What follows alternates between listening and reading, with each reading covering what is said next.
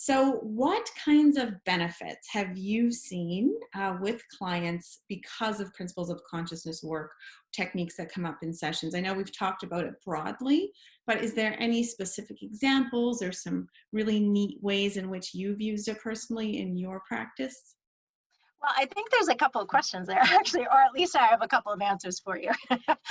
But firstly, I think one of the greatest gifts that working at the level of consciousness gives a client is great insight.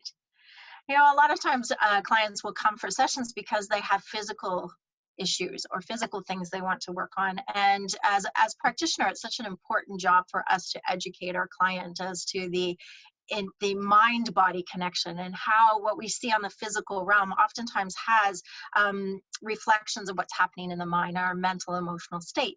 So I think when consciousness comes up as a priority and we take the time to explain that mind body connection to a client, oftentimes this is where I see them have that aha moment where they really start going, oh, I never looked at it that way before. And so I think it does shine a light on oftentimes more of the source of why something is a persisting symptom, for example, or why working at the physical level and go into multiple therapies or doing multiple things hasn't had a huge effect. And then all of a sudden we land on a key aspect of perception and consciousness. And it allows them to look at something differently. And I think that's really, when we talk about quantum healing, that's the essence of it. When we can perceive something differently, then our reality changes. And that includes our physical reality.